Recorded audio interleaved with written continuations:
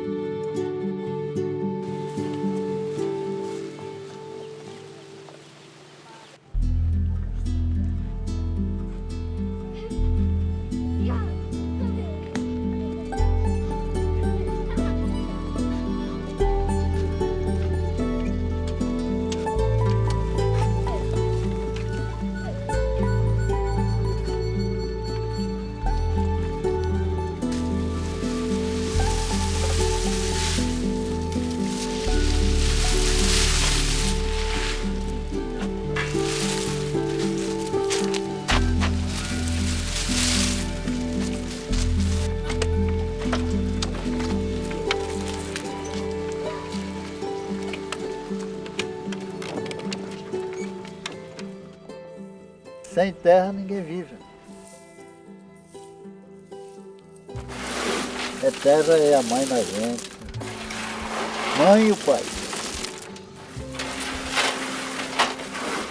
Dá feijão, dá mandioca, dá batata, dá arroz. Agora em cima do dinheiro, em cima do boi, a gente não planta nada.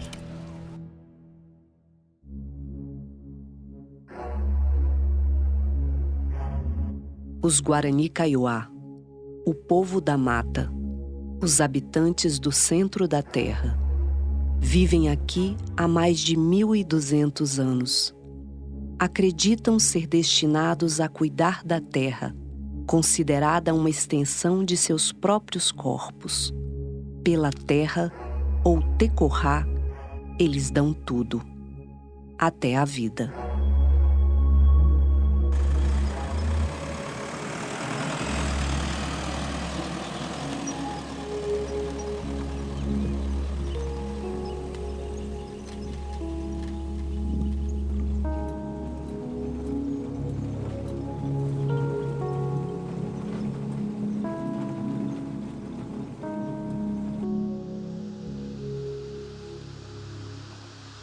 Eu nasci em Espumoso, Rio Grande do Sul.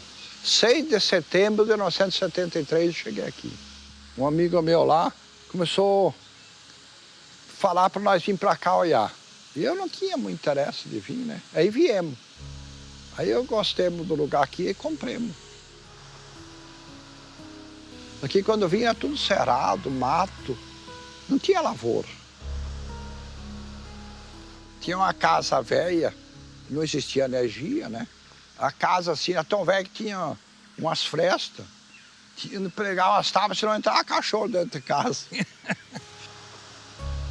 Então, eu tinha escritura legítima já. Aqui ninguém conhecia ainda. Hoje eu colho uns 170 mil sacos de soja. Agora é um ano bom, colhe mais de 200 mil sacos. Comecemos com nada, né? Mas tudo com trabalho, né? Sem trabalhar ninguém consegue, né?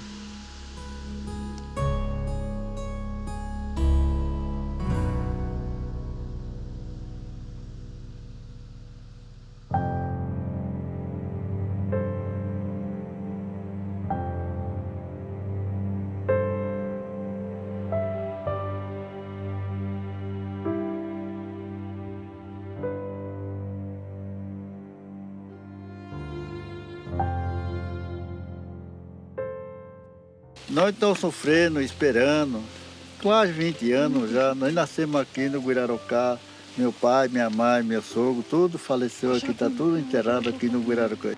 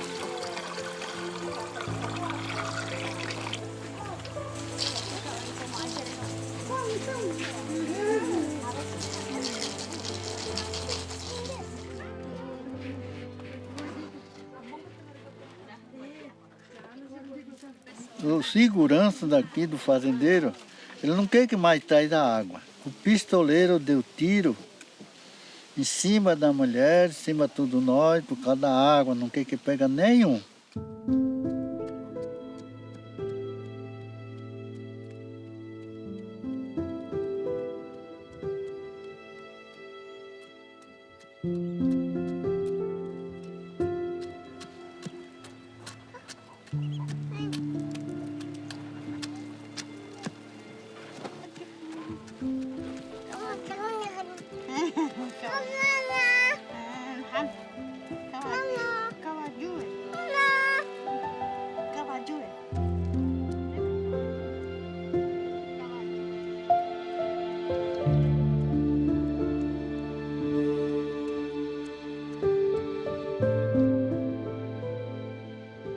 Então, essa aldeia Guirarocá, desde 1905 já é aldeia mesmo. Em 1932 chegou aqui a guerra. Aí o fazendeiro veio. Primeiro chegou aí Irso Garvão. Esse Irso Garvão falou. Chegou um dia de mais ou menos meio-dia por aí, porque naquela época nós tudo mato. Chegou e falou, olha, eu comprei aqui 7.000 arqueiros. Se você não quer trabalhar, se não sou que a morada, eu não vou dar mais. Porque essa é a minha fazenda, eu vou criar o boi. Aí quando foi de tarde para 8, 9 horas mais ou menos, à noite, ele deu tiro até meia-noite passada. Mataram 3 mulheres e um foi na perna, pegou munição e quebrou. E nós corremos tudo. Entramos embaixo do coxo, do xixa. Desde aquele tempo já não deixa mais entrar no Guirarocá.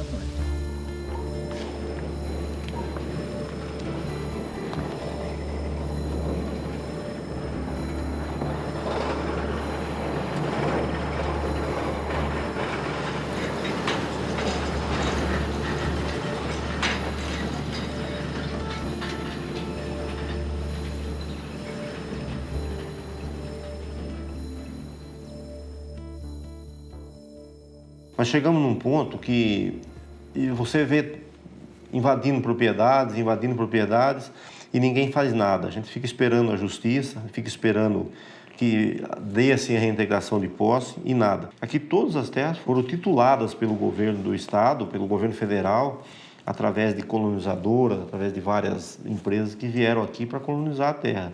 E em nenhum momento se falava em terra de índio aqui. Meu avô comprou essa terra em 1951. Pagou para o governo do estado de Mato Grosso para retirar documento. Nós fomos nascidos e criados ali. Triste. Você vê que tudo que você construiu não ter, acabar e ficar em nada. Você não tem mais nada na vida. que eu sou filho, na verdade, de pequeno produtor rural. Toda a vida eu tive vocação de trabalhar com a terra. Entra um, entra outro governo, entra governo, sai governo e não resolve nada. E eles invadem e fica por isso. Meu pai é o caçula da família. Nasceu naquela propriedade. Aí, quando o vô faleceu, foi dividido entre os herdeiros, né? Aí cada um ficou com o seu sítio. Aí o pai estava até esse acontecimento, morava lá. Nunca saiu, nunca morou na cidade, sempre viveu lá no sítio, trabalhando lá. É muito normal, se alguém invadir a tua casa, você não vai aceitar. Então, como que nós devemos aceitar pacificamente que uma pessoa invade uma propriedade? Viviam em matas, evitando o contato com o homem branco. Mas a vitória do Brasil na Guerra do Paraguai marca o fim do isolamento dos Guarani Kaiowás. O governo brasileiro decide colonizar a região de fronteira. Uma empresa de exploração de erva mate, a Mate Laranjeira, é autorizada a se instalar em Mato Grosso. Aí é onde eles começaram a tirar o povo do seu território. Quem queria sair, saía numa boa. Quem não queria sair, eles matavam. Aqui mesmo ali tem um cemitério ali que tinha uma casa de reza, pela história da minha avó, que quando ela contava assim, a gente chegava até chorar. Ali tem uma casa de reza que foi queimado com a família toda dentro da casa de reza. Os Guarani Kaiowá são removidos à força e confinados em reservas. Muitos são jogados em caminhões e veem suas casas serem queimadas. Nas reservas, são obrigados a se comportar como os brancos. Começa em Mato Grosso do Sul a corrida pela ocupação das terras. Colonos chegam de todas as partes do país a convite do governo.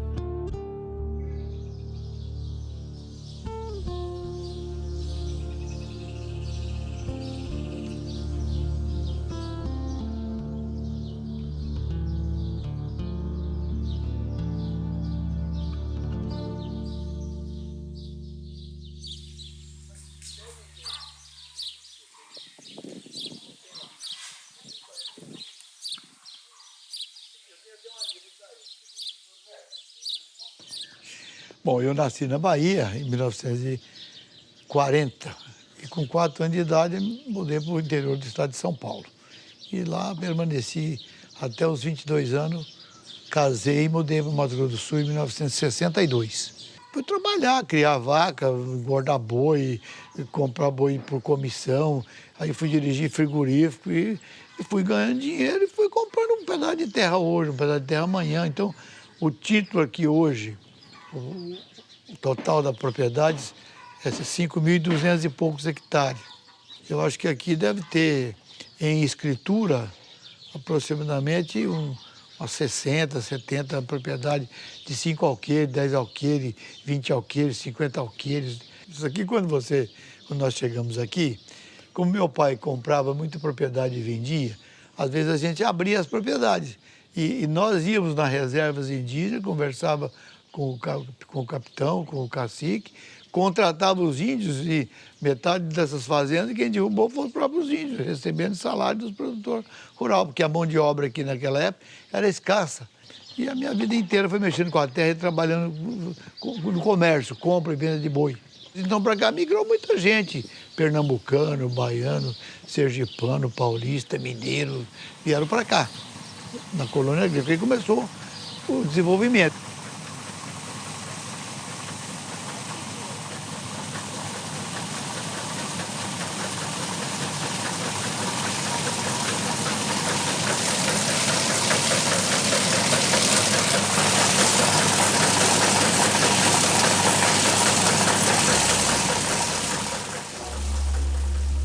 No auge do regime militar, os indígenas são considerados um empecilho ao progresso.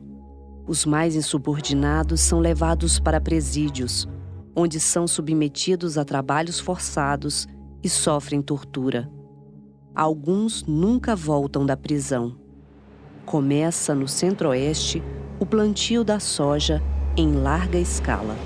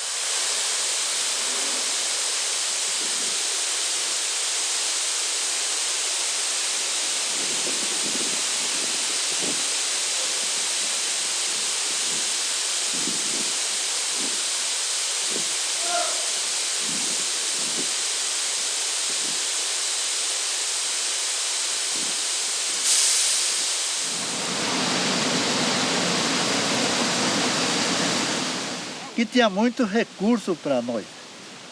Tinha esse mato aqui, esse Guiraucá dentro, tinha muito remédio no mato, tinha mel de Europa, tinha muita caça, tinha muito uma fartura para nós. Tinha muita peixe, tinha muita coisa, recurso. No campo, mesma coisa também. Mas depois que vem, derrubou tudo, deixou limpo, hoje tem soja, isso milho. E nós, o que nós estamos vivendo? Nós estamos olhando aí com a língua seca. Eles falam que coloca a comida na mesa dos indígenas, na mesa da população. Não. A soja não vem na mesa da população. O milho não vem na mesa da população. Então o que a gente precisa? A gente quer que se eles falassem que a comida vem para a mesa da população, acho que aqui você podia ver arroz, feijão, agora óleo, que são tudo importado para outro país. Então para nós não serve isso. Que nem aqui, que tem esse canavial aqui, né? Tem córrego ali embaixo. Talvez ele passe veneno ali e quando cai a chuva e a água desce ali. E como é que nós vamos beber essa água?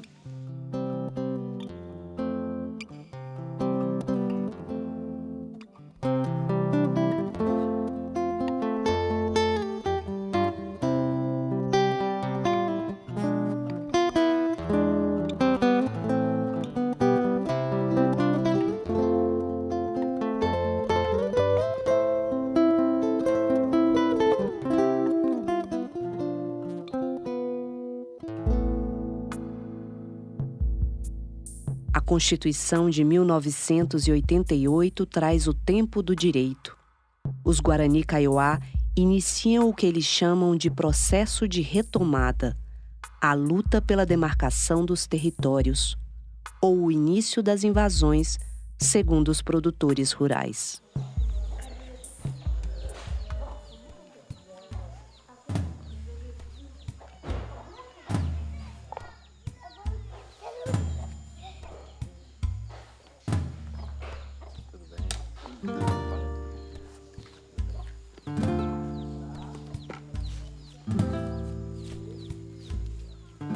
A Fazenda Barra Bonita foi invadida. Naquela época, a Polícia Federal presenciou a invasão e falava à Polícia Federal que ela estava lá para manter a ordem e não podia ver o conflito. E nós estamos sem propriedade já há mais de 5 anos.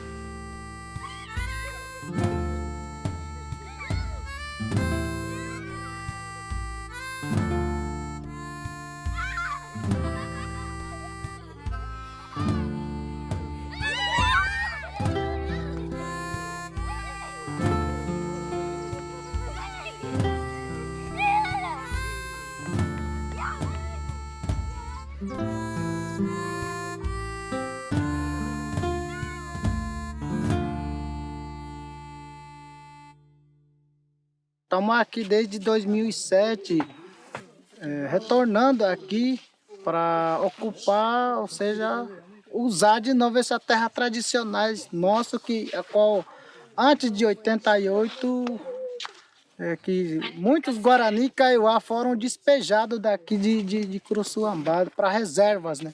Juti, nós temos uma invasão na Fazenda Taquara que já está com 20 anos e não se resolve até hoje, é briga constante. E a partir dali eles invadiram parte de uma propriedade, querem mais, e é sempre gerando conflito. Eu estou com as minhas mãos cheias de calo numa propriedade rural fazendo uma cerca, se eu não sei se amanhã vai ser minha ou não, eu derramando o meu suor, eu deixando de estudar para mim saber se amanhã vai ser minha ou não. Que país que é esse sem lei? E se eu querer tomar justiça com as próprias mãos, eu sou considerado um bandido, um assassino? O que está virando aqui é uma guerra, né?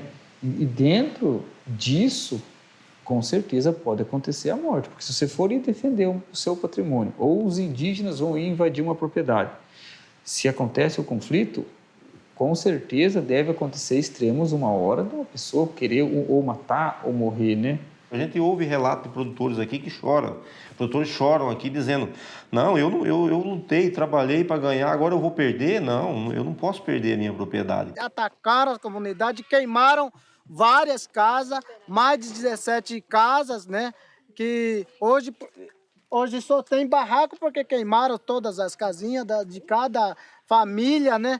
Inclusive queimaram alguns documentos pessoais, roupas, comida, tudo queimaram no ataque que houve violentamente no começo de janeiro de 2016, né? Quem comandou esse ataque? São os próprios fazendeiros, sindicato dos fazendeiros, são os políticos locais. Ele andava motos, uma carro da caminhonete Hilux branca, andava também trator, cheio de pessoal, tá tudo armado, tava na mão, né? Ele tá querendo, se achar um pessoal, vão matar mesmo. Se criança se achar, vão matar mesmo. Se é um idoso, vão achar, vão matar, que o patrão deixou.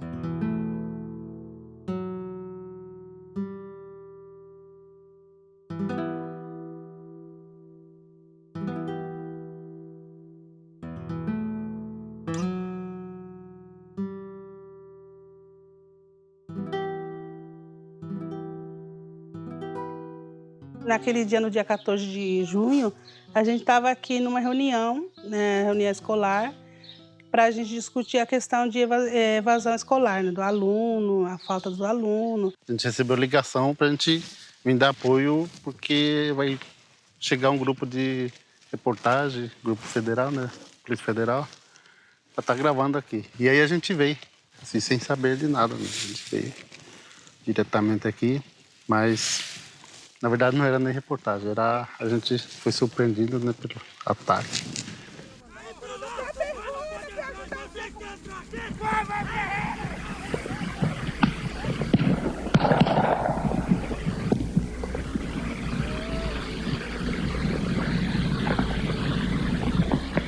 Por aqui entraram a média de 100 caminhonetas e por ali a média de 50 caminhonetas. Então foi a caminhonete e a maioria da caminhoneta, esse pessoal que estava na carroceria veio tudo armado.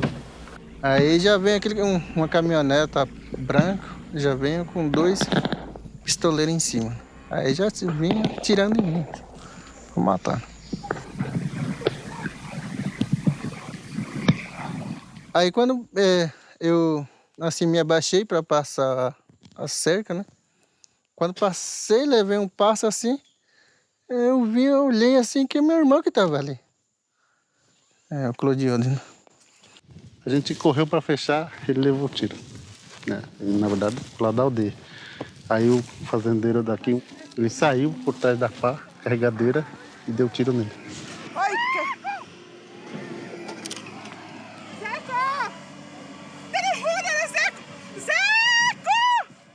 Aí ele caiu e se levantou de novo.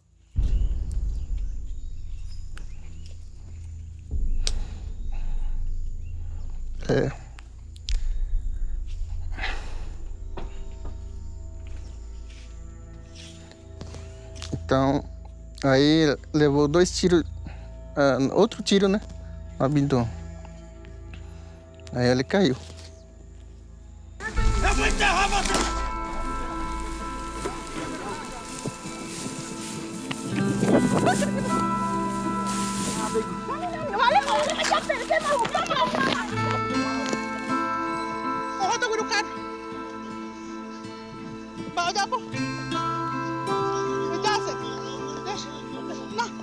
Não vai não, agora a gente não vai não, agora a gente não.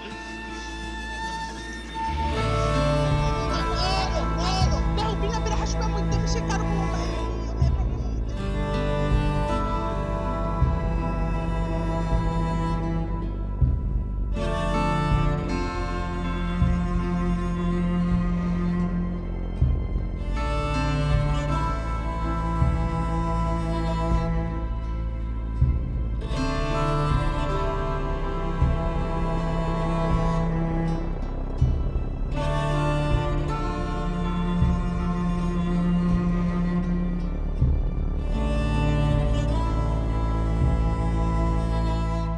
Foi um grupo de produtores, mais de 200 produtores que foram lá para tirar os índios da propriedade.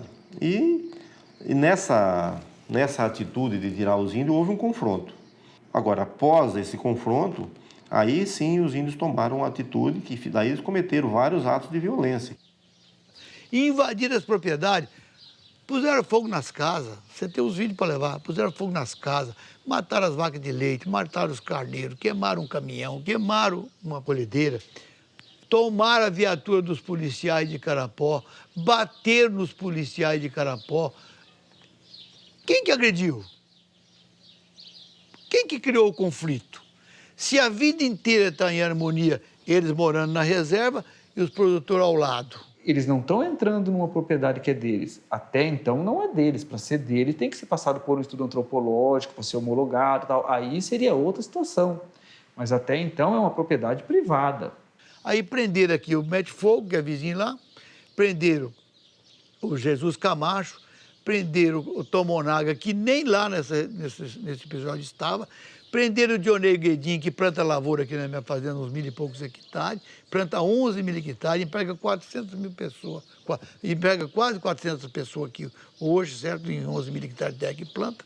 Ficou 70 e tantos dias na cadeia e nenhum julgado eu ouvi dizer da agressão dos índios. Quando eu virei, eu me levantei assim, quando eu levei para virar assim, escutei um barulho também, assim, né? Pegou na camiseta, assim. Parecia um besouro que tava. Mas quando eu falei, levei minha mão assim, né, embaixo da camisa, eu vi que é minha sangue, né, está saindo. O outro tiro que ia acertar em mim acertou no guri, porque o guri tava na minha frente, né? Aí acertou na barriga do guri de 12 anos. Aí o próximo tiro acertou em mim. Queimaram a média de 30 motos aqui no canto. Aí queimaram mais um pouco lá na sede, né? Aí é onde eles começaram a atacar. Atacar mesmo com a violência. Foi tiro, não era nem tiro de borracha. Não tinha alguma arma de bala de borracha, mas a maioria era bala verdadeira mesmo. Quem mais levou tiro foi o Libésio, né? Que estava aqui. Ele levou um na cabeça, levou 4. Levou um no ombro, um no tórax e um na barriga. O que mais levou tiro foi ele. O Josiel, de 12 anos, levou um na barriga. O Valdir levou um no tórax, né? O Jesus levou na barriga também. E o Norivaldo foi no tórax.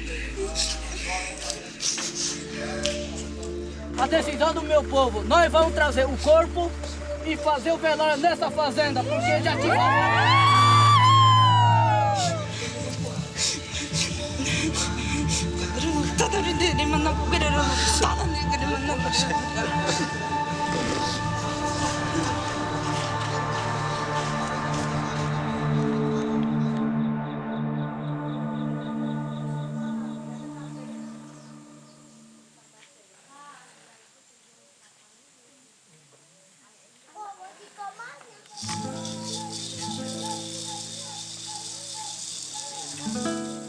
Teve o conflito lá, nós não sabíamos de nada. Aí isso foi numa terça. Na quarta-feira já adentraram o sítio da gente. Começaram a devastar tudo. Aí na sexta-feira que nós conseguimos chegar lá para recuperar o que tinha de recuperar. Não tinha mais nada. Aí foi só aquele dia também que nós fomos lá. Nos escoltaram pela Força Nacional. Tinha de tudo. O que se pensar numa casa tinha. Geladeira, forno elétrico, freezer, TV, som, jogo de quarto novo que minhas gurias tinham comprado, jogo de quarto novo para nós eu tinha comprado, ou eu tinha montado uma cozinha nova para nós também. Tinha tudo que você pensar, eles levaram tudo. Difícil, né? Porque eu fiquei desempregado, de repente você tinha uma renda, um trabalho e de repente você fica sem nada, do dia para a noite. A minha filha parou de fazer faculdade, porque eu não tive mais condições de pagar a escola para ela. E o ensino vai voltar um ano letivo de novo e ela provavelmente não vai voltar para a faculdade, porque não tem condições. Fomos no sítio do meu pai. Quando chegamos lá, Até não gosto de falar porque é tristeza você chegar numa casa da sua mãe e você ser escoltado para entrar dentro da casa da sua mãe, não achar nada. Suas fotos de criança queimadas na porta da sala. Você andava naquele passo, só via sangue, pau, do que eles machucando os animais. É muita tristeza, muita tristeza.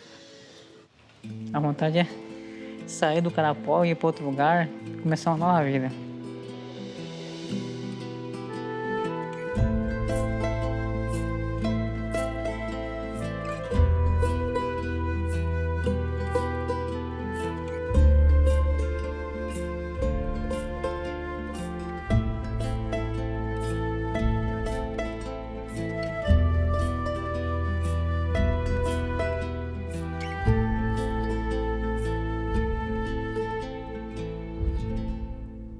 Ele conhece que esse aqui pertence para nós, né? Esse terra aqui. Então ele que faz assim, ele que retiraram de nós. Então nós voltamos aqui. Eu confio. Eu confio em Deus que vai dar tudo certo. É.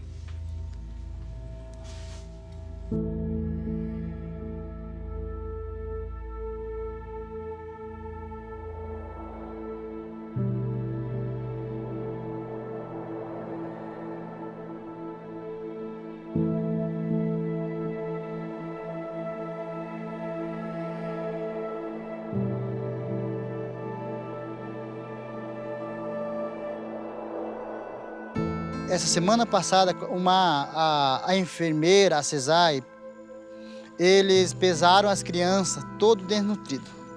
As crianças estão morrendo de desnutrição porque não tem comida, né? E não tem água potável. As comunidades, as crianças, todo mundo bebe numa água suja. A qualidade da água que a gente consumimos é desse tipo aqui, essa água aqui.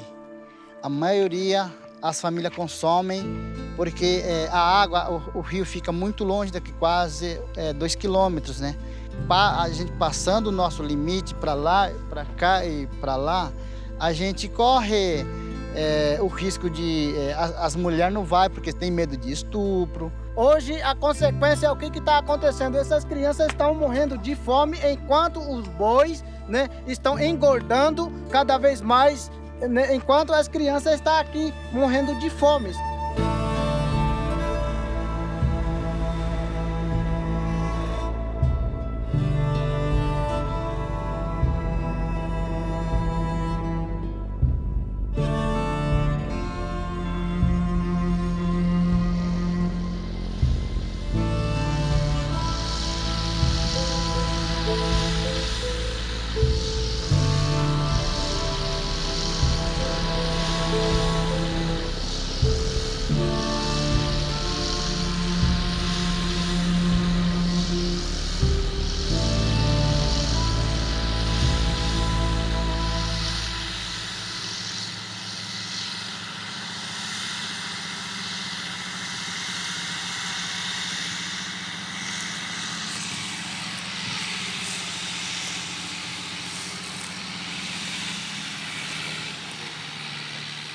Eles ganham cesta básica, quem paga, quem trabalha, né?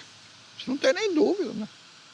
Se eles fossem trabalhar, que nem a lavoura, plantar essa lavoura ali para eles poderem comer, plante nada. Eles ganham tudo cesta básica. Então, o índio está só para incomodar. Tira do governo, então, dar assistência e ensinar eles a trabalhar, né? Não sei por que apoiar esses vagabundos, não sei. Não estão vendo ali que não produz, né? Diz que nos Estados Unidos mataram todos os índios, né? Se o povo fala isso aí, né? Então não precisa matar, mas educar eles, ó, tu tem que trabalhar, né? É só educar, né, ué? Eles são uns homens que nem nós. Me contou um vendedor de veneno esses dias que tem um índio inteligente que está plantando lavoura para ele, né? Naquelas terras dos índios. Ele dá uma rendinha para os índios, que é terra de cultura.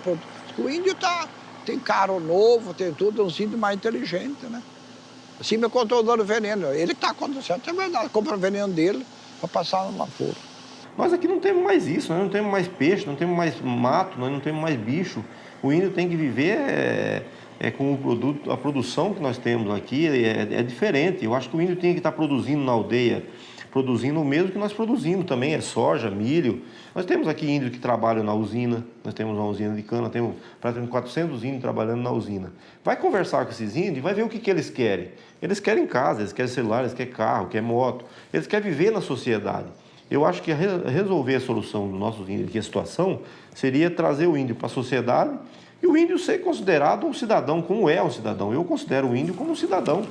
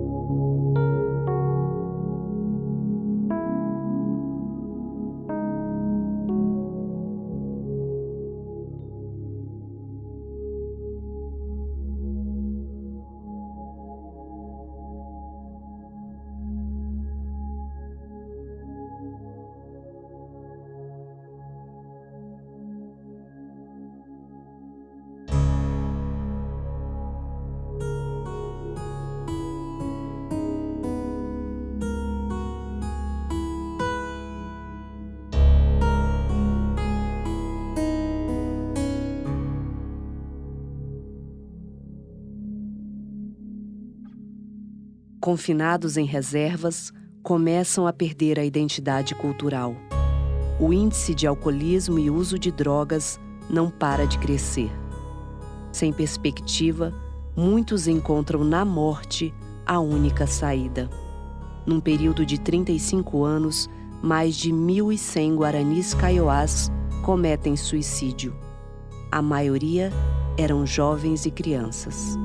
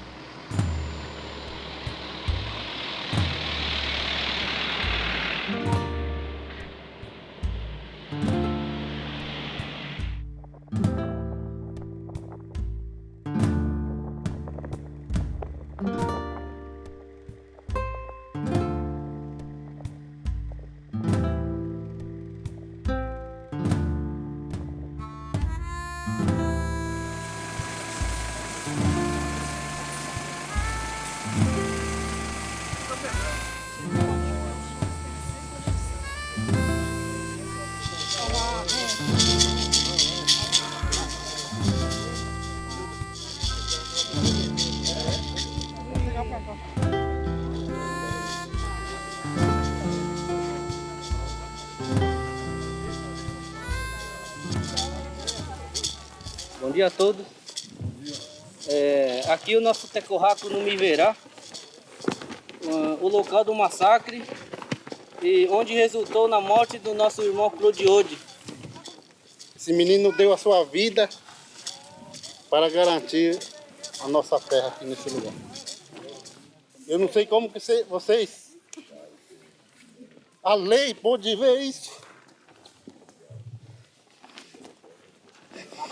Um menino trabalhador O menino que tem futuro deixou uma filhinha, deixou a esposa, deixou os parentes, os pais, a mãe, e está aqui.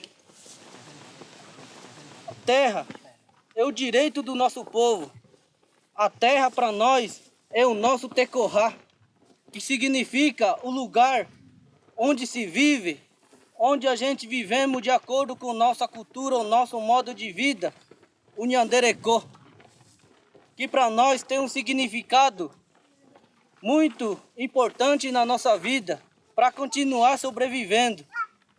Nós não atiramos a vida de ninguém, mas eles não. O que eles fazem? Tirou a vida do nosso parente. Amanhã ou depois ele vai ter a indenização por direito deles. E nós queremos a demarcação, que é o direito nosso, que está garantido na Constituição. A lei não fala a garantia de terra para o povo indígena. A lei não fala a organização do povo, a garantia da organização do povo indígena.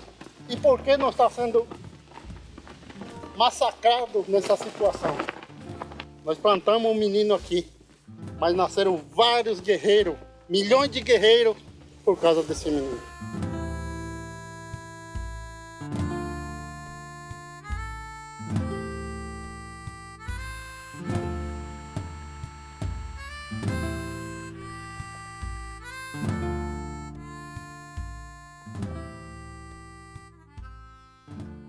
O que o governo tem que fazer, necessariamente, é fazer um processo de reparação, né, a essas comunidades, ou seja, devolvê-las aos seus territórios de origem que eles nunca deixaram de reivindicar. Eu acredito que uma das soluções seria, com certeza, a indenização. Né? A essas terras tituladas de boa-fé, a indenização. Acaba o problema. Agora, é muito cômodo para o governo fazer cortesia com o chapéu dos outros, né? Não, vamos tomar desse, vamos dar para esse e pronto, acabou a história. Dá cada um que é seu. Os indígenas têm direito à terra e aquelas pessoas que foram de forma legítima receberam títulos legítimos do governo estadual ou federal, eles têm direito à reparação.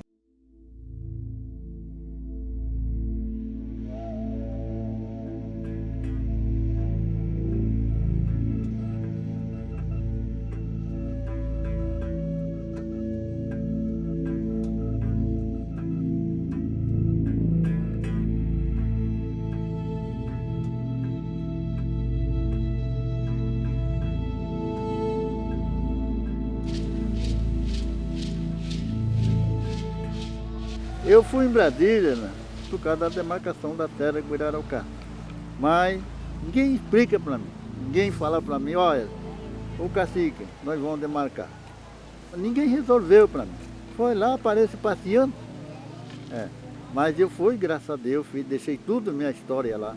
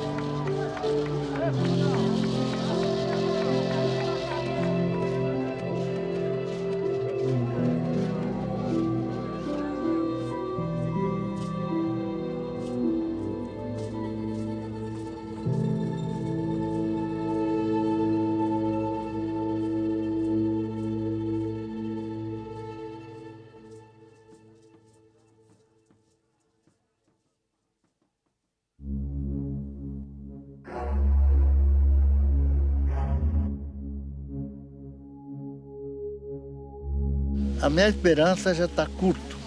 Parece uma criança chorando, pedindo para o governo, Senado, ministro, a justiça, nenhum não resolveu.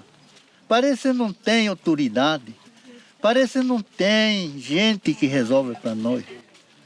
A situação nossa é de total abandono por parte do Estado, né? Por parte do governo federal ou por parte do governo estadual, por parte do Ministério da Justiça, é de total abandono, porque não tem uma resolução nem para os indígenas, nem para os produtores.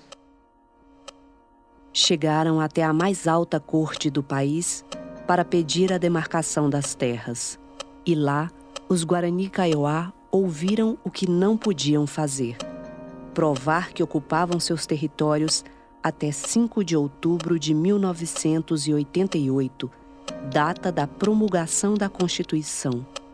Conheceram ali a tese do marco temporal.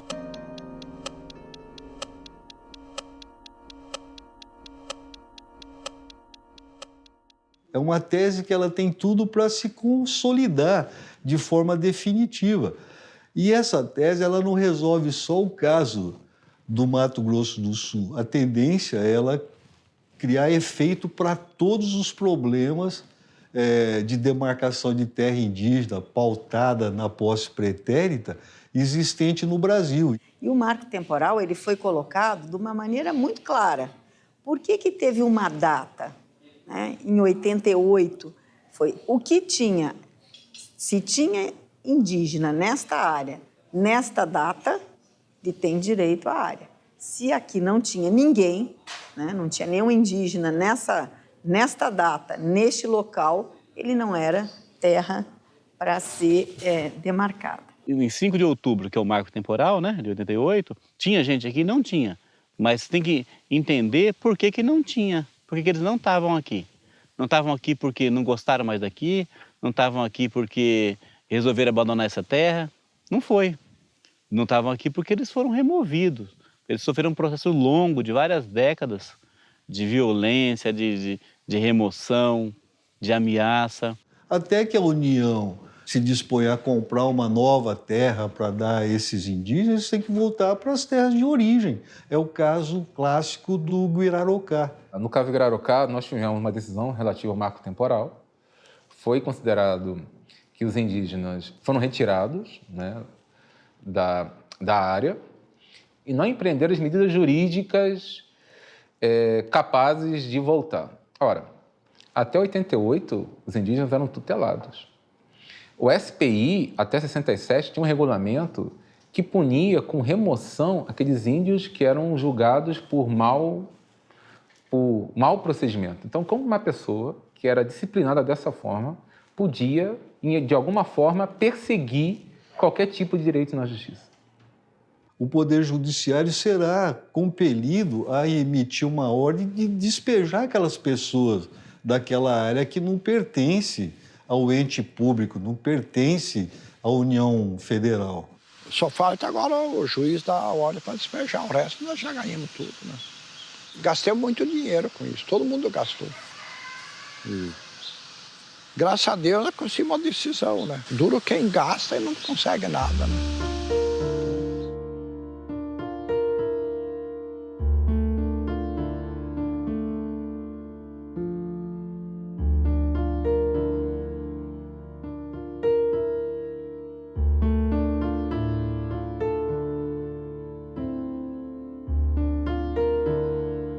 Vamos lutar. Nosso direito, vamos lutar. Se não sair a demarcação, vamos lutar. Sair mesmo, nós não vamos sair, porque nós não tem para onde nós ir. Então tem que matar tudo num lugar só. Porque já morreu pai, já morreu mãe, então mata tudo.